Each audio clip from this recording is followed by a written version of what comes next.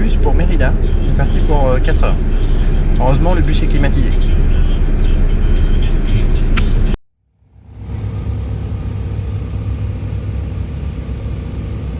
Bon bah, ça y est. On a notre maison pour 10 jours.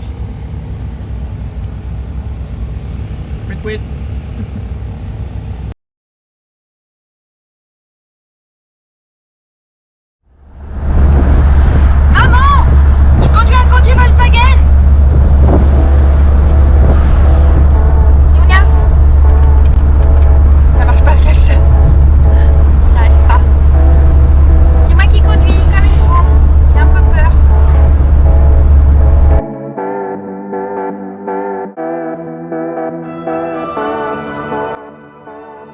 Alors, tes impressions sur Chichén Itzá? C'est grand. Et les escaliers sont beaucoup trop raides. De toute façon, on peut pas monter dessus, donc depuis 2006, on a plus le droit.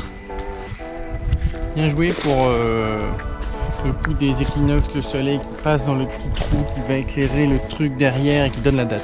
Voilà. Bien joué.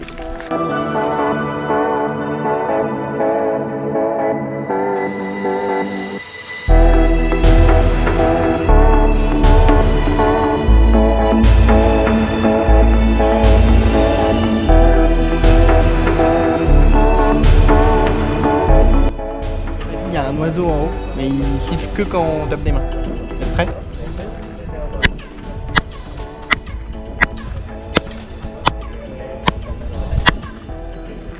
C'est trop fort.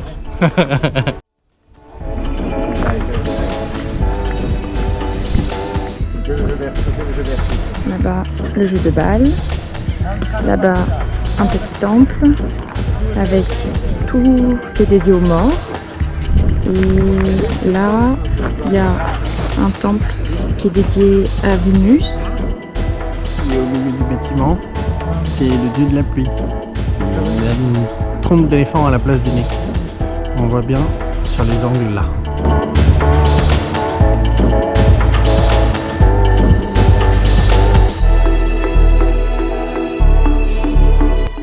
Il faut savoir que ici, quand on voit des têtes de serpents au sol, comme celle-là, c'est que la plupart du temps, elles étaient là, en haut de l'escalier.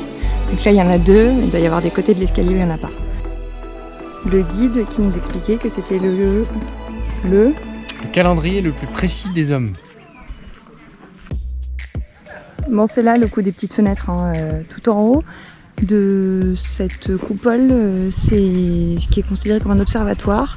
Mais en fait, les petites fenêtres qui sont juste en haut, il y en avait 6 au départ, et à chaque équinoxe, on voyait le soleil taper à travers. Un ray de lumière par terre. Un ray de lumière, oui. Nos archis maintenant sont trop mauvais pour faire ça. Que serait un bon site touristique sans ces petits artisanales? Il y en a plein, partout. Artisanat Dores. On est de retour au temple de Kukulkan.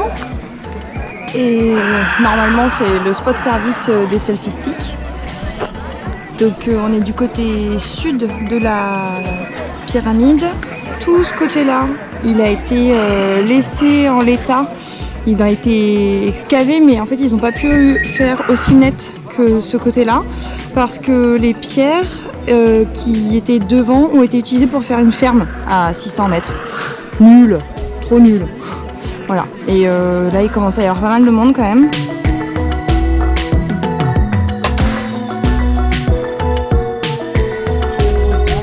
Petite partie, Justine?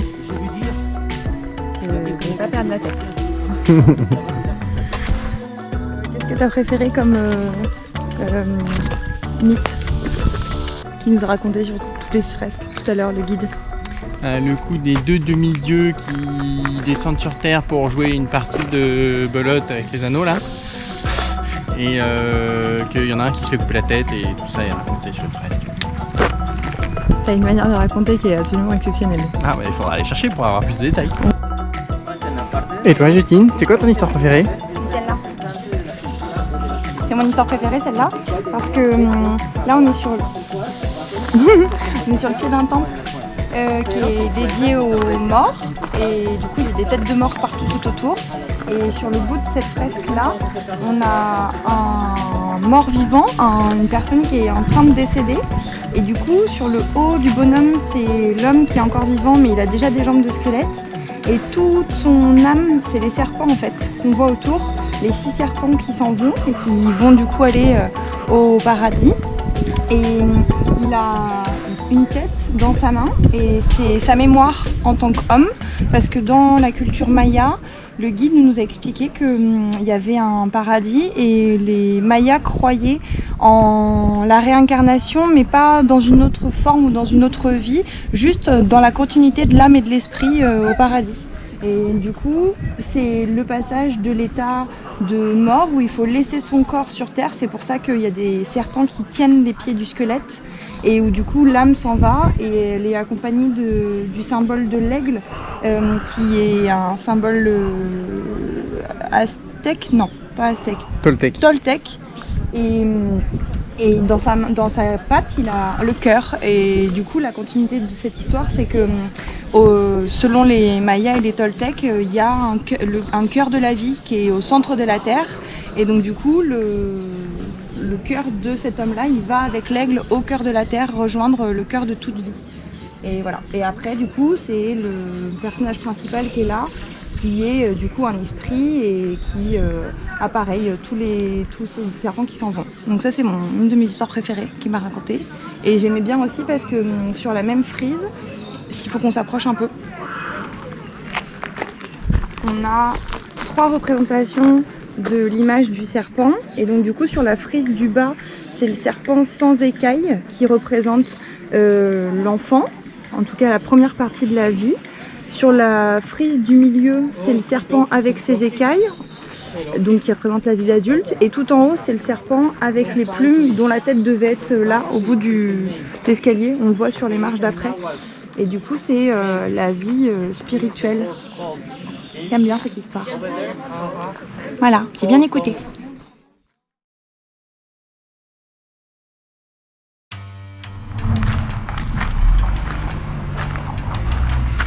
Je vais dire merci à l'arbre parce qu'il soigne tout le monde.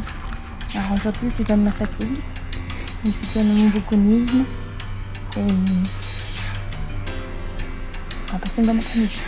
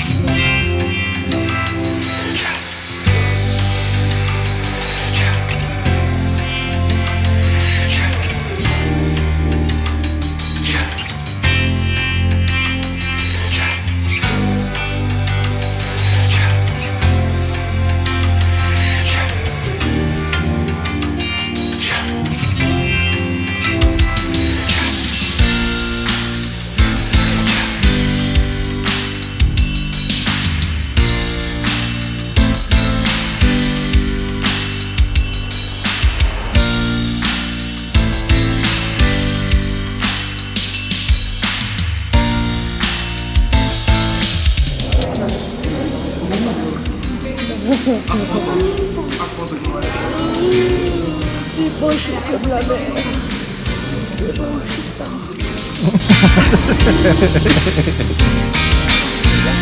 Tu l'as bien fait.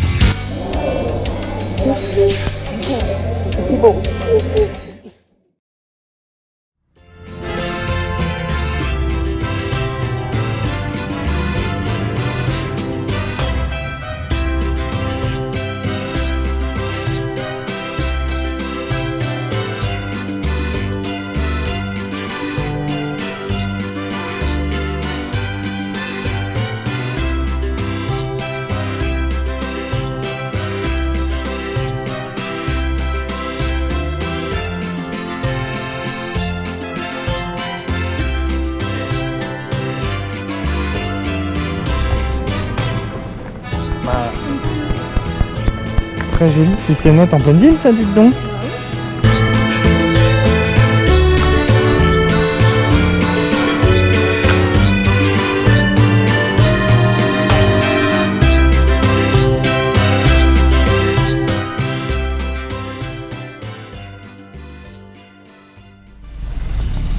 Deuxième nuit avec notre camping-car, mort de rire, Millenniaux.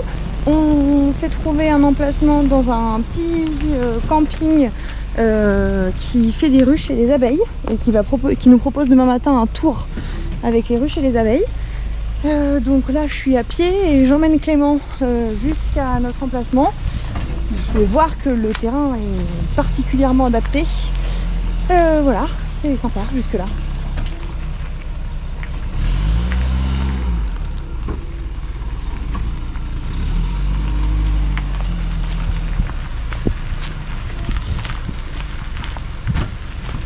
Le camping est super mignon. On a accès à la piscine jusqu'à 11h. Je vais vous montrer en passant. C'est trop chouette. Attention, demi-tour, parce que là il n'y a pas un camp plus loin. Hop.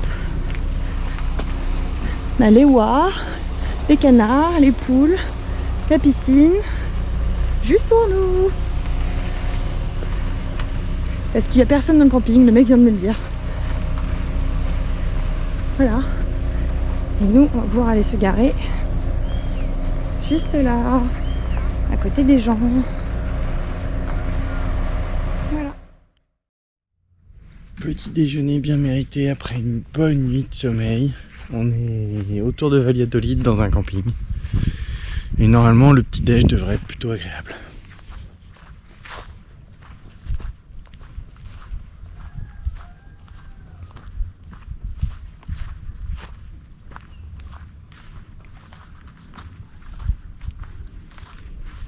Bon matin.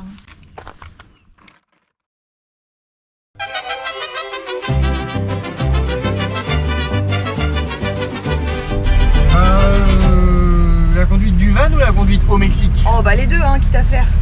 Ben, la conduite du van, comment dire, c'est un vieux truc, hein, donc il y a 4 vitesses, plus une marche arrière. La première, faut la passer au marteau. C'est un veau quoi, il n'y a pas beaucoup de puissance, il n'y a pas de pêche, il n'y a pas d'amortisseur, les roues sont toutes petites. Et on se fait klaxonner tout le temps. Non, on se fait pas klaxonner tout le temps. Si, parce qu'on roule doucement et tout le monde roule comme des tarés. Non, on a une jolie voiture, c'est pour ça qu'on se fait klaxonner. Oui, d'accord.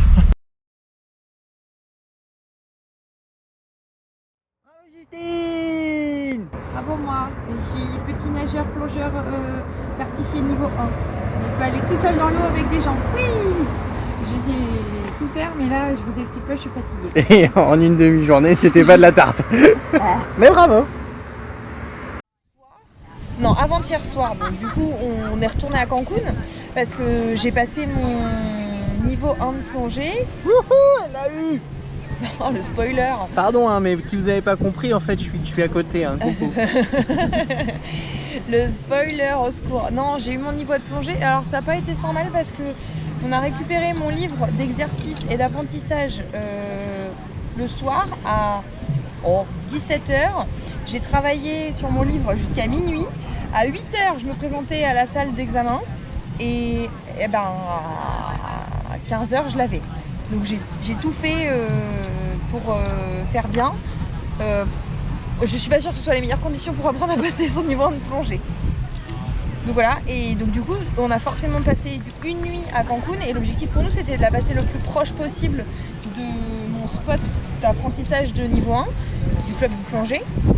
Et là, de nouveau la galère, on s'est garé sur un parking qui payait pas de mine, vraiment, qui était pas. Mais il y a un mec là, du coup de la police fédérale qui est venu nous toquer en nous disant vous pouvez pas camper là, vous pouvez pas rester, vous devez partir. Et puis qui nous a bien fait comprendre que fallait pas qu'on aille genre 100 mètres à côté ou 100 mètres de l'autre côté. Non, non, il fallait qu'on parte parce qu'il qu'on se barre parce qu'il nous menaçait d'amende. Ouais. Voilà, donc il nous l'a dit avec un ton très sérieux et tout. Après voilà, on cherche pas d'ennui. Voilà, on n'a pas cherché à discuter, on est parti. On est parti et donc du coup on s'est garé, alors nul comme la mort, devant le club de camping, rebelote. Au bord de la route encore. Sur une route hyper passante. Ah, cette nuit-là, moi, on l'a souffert quand même parce qu'il faisait 40 degrés dans la voiture, il faisait 40 degrés dehors. En plus, on était penchés, enfin, c'était nul. On pas a de roulé douche. dessus toute la nuit. C'est pas vrai, j'ai fait attention, je me suis tenue. Il n'y avait pas de douche, pas de toilette, enfin, terrible. Voilà, ça a été la nuit à Cancun un peu compliquée quand même.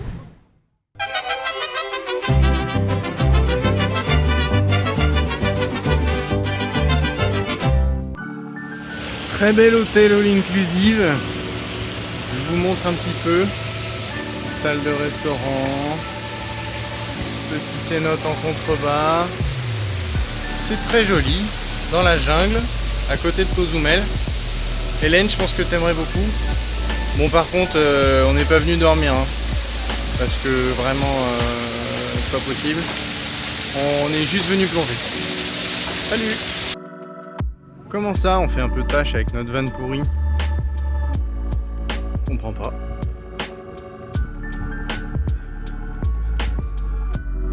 Et oui, parce que le all inclusive comprend aussi les animaux.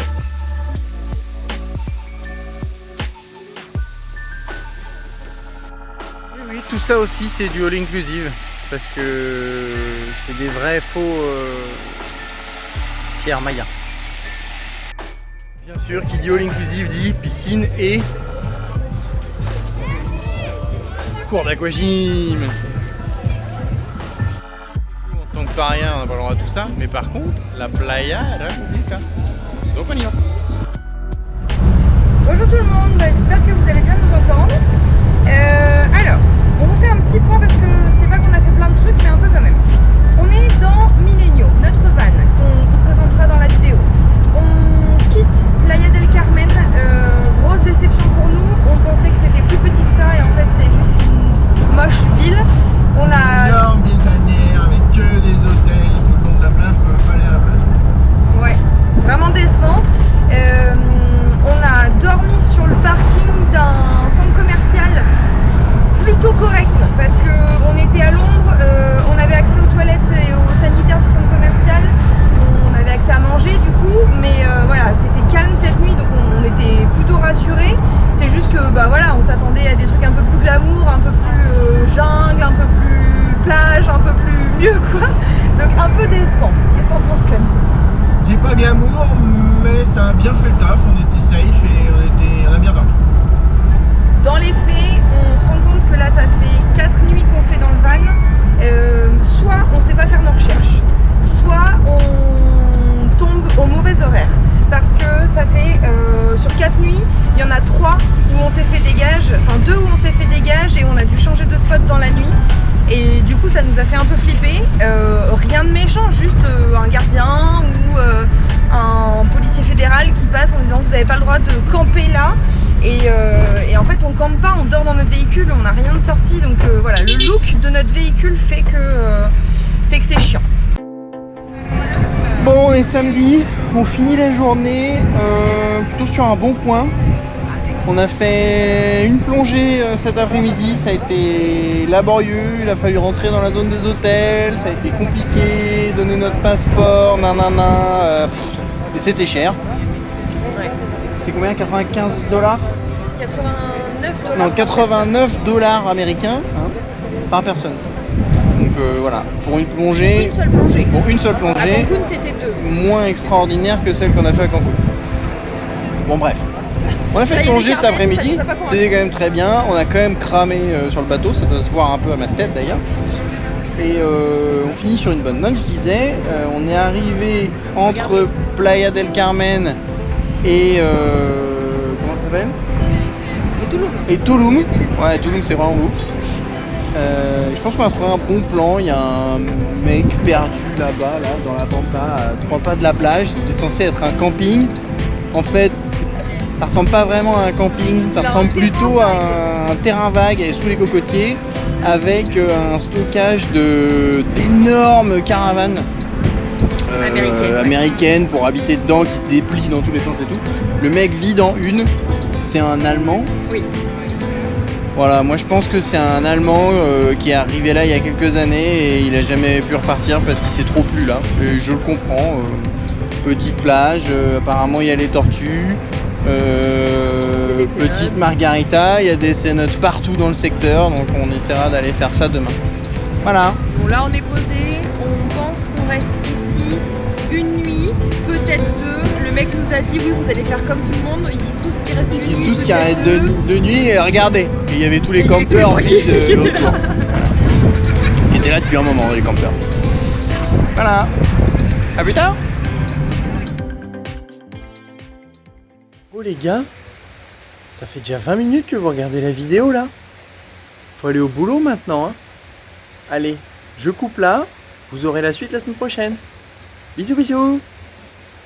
Oh, peut-être qu'on sera sympa, peut-être qu'on vous la mettra dans 2 jours. Bisous. Arrête, c'est moi qui monte pendant ce temps-là.